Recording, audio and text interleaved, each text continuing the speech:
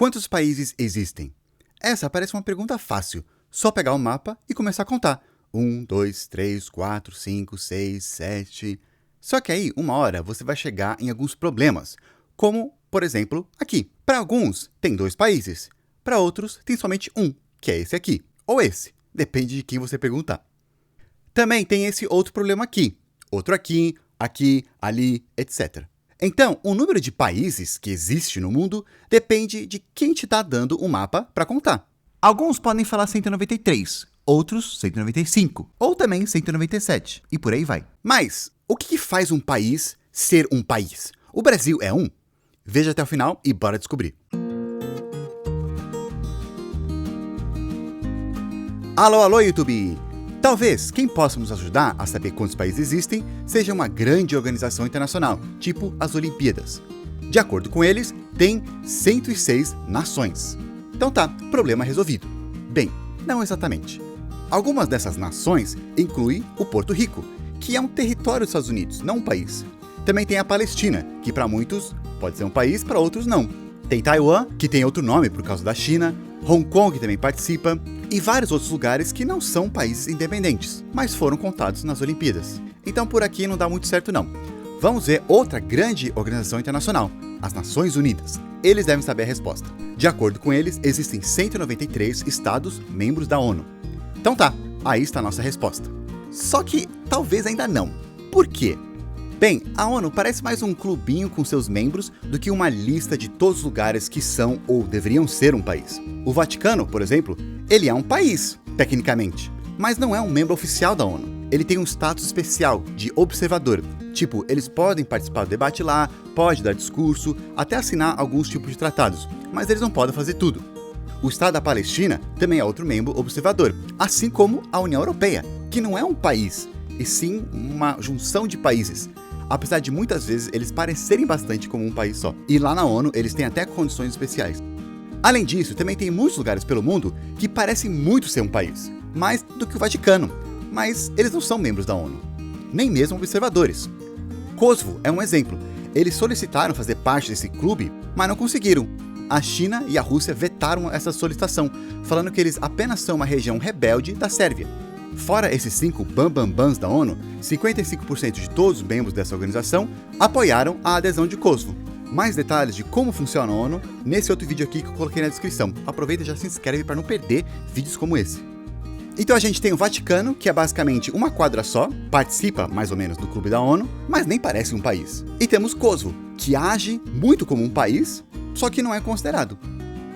Fora esse, tem vários outros países, entre aspas, ou melhor, lugares que querem ser um país, que buscam até reconhecimento pela ONU, mas não conseguem, como a Transnistria, Artsakh, sei lá como fala isso, Abecácia, Ossétia do Sul, Chipre do Norte, República Árabe Sauri Democrática, aquele pedacinho que quase todo mapa que a gente vê aí fica ignorado e pintado de cinza. Esses lugares, eles fazem parte de Moldova, Azerbaijão, Geórgia, Chipre e Marrocos. Ou talvez não, depende também de quem você perguntar. Tem vários outros exemplos por aí. Alguns deles a gente até falou com mais detalhes naquele outro vídeo sobre possíveis novos países no futuro. Tá, eles são países ou não? São, mas também não.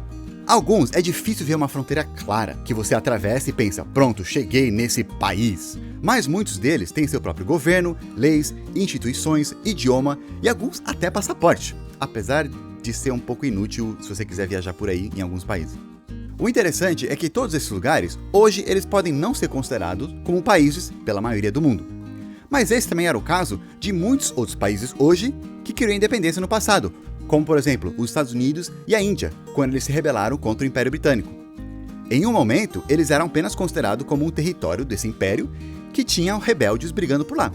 Mas os rebeldes ganharam e escreveram a história. Então hoje, todo mundo sabe que eles são países.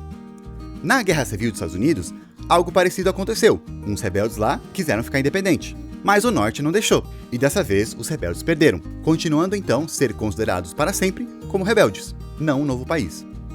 Mesma coisa em algumas regiões da Rússia, ou até mesmo aqui no Brasil, quando alguns locais tentaram ficar independentes de Portugal, e depois do Império do Brasil, mas não conseguiram.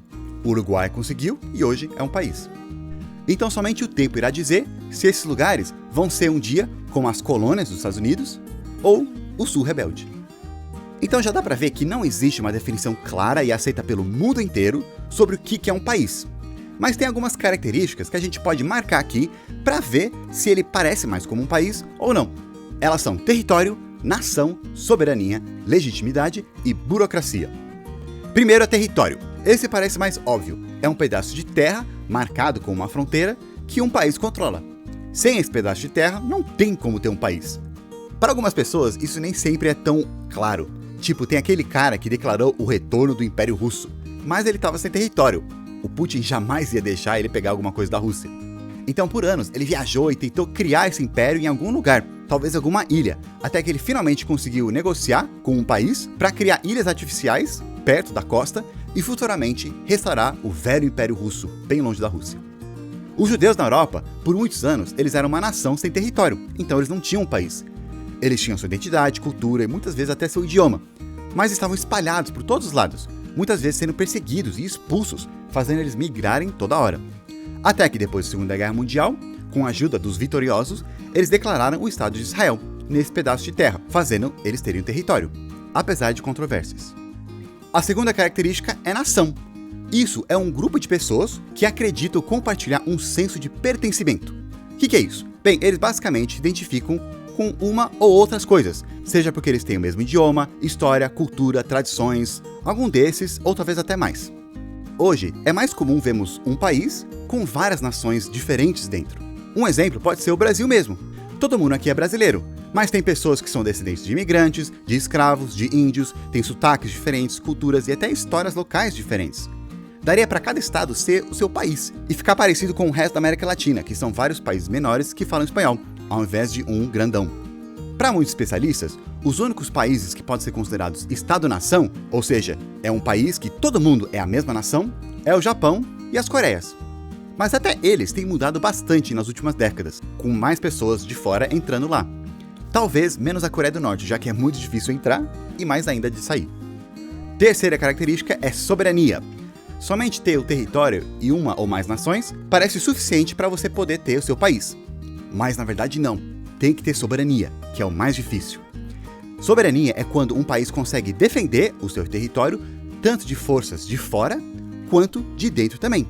Ou seja, ele controla aquele território e o povo que mora nele. Também é quando ele não depende de outros países para poder ter essa defesa e aplicar suas leis. Quando o país tem soberania, ele tem mais respeito pelos outros países e é mais fácil de ser reconhecido como um país mesmo. E ele também consegue controlar o seu povo internamente, evitando rebeliões. O oposto disso seria um território em guerra civil, por exemplo. Número 4 é legitimidade, que é meio parecido com soberania, mas esse tem mais uma vibe legal, jurídica. É o direito que o país tem de mandar naquele território e naquele povo.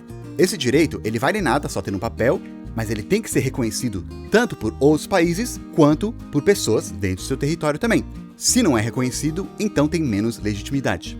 Legitimidade é também um motivo que o país fala para justificar a sua existência. Alguns falam que eles mandam naquele país porque eles foram eleitos, outros porque eles são os monarcas, outros porque eles têm um exército maior, etc. Legitimidade é um outro fator que muitos daqueles quase países que a gente falou não têm. Eles podem até ter legitimidade interna, ou seja, pela sua população, mas eles não são conhecidos legalmente por outros países. Então, por isso que talvez eles não podem ser considerados como um país. E por último é a burocracia. Essa é toda a infraestrutura que o país tem para poder mandar e desmandar no país. Não adianta ter um país independente se não consegue implementar as leis que ele mesmo faz. Para poder implementar isso, ele tem que ter uma organização, regras, prédio, funcionários e toda aquela estrutura para fazer as coisas andarem.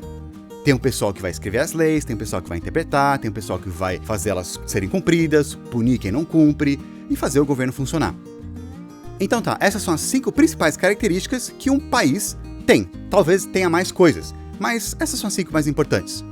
Todo mundo que consegue marcar um check-in pode ser considerado um país, apesar que alguns podem ter dificuldade em um ou mais pontos. Por exemplo, pode ter países com disputas de território, ou com uma nação que não quer ser parte daquele país, ou com uma soberania ameaçada em conflitos armados, ou com uma legitimidade questionada, ou uma burocracia falha. Os lugares que querem ser países vão sempre ter problemas em um ou mais desses 5 pontos, como eu falei. principalmente legitimidade e soberania. Seria como se um Estado do Brasil se declarasse independente. Ele não teria legitimidade porque, de acordo com a Constituição, isso seria ilegal. E provável que ele não teria soberania, já que ele não seria reconhecido pelo resto do Brasil e provavelmente pelo resto do mundo. Talvez até por alguma parte da população interna. Então, respondendo à pergunta do começo, talvez seja 193. Se você contar o Vaticano e a Palestina, 195. E se contar também Taiwan e Kosovo, 197. Mas também se você quer contar todos os mais de 50 territórios que podem ser países, então sua lista potencialmente vai ficar maior que a das Olimpíadas. Quais desses e talvez outros lugares vocês acham que merecem ser reconhecidos como um país? Escreva aqui nos comentários, sempre respeitando a opinião do outro. E eu vou ficando por aqui, até a próxima!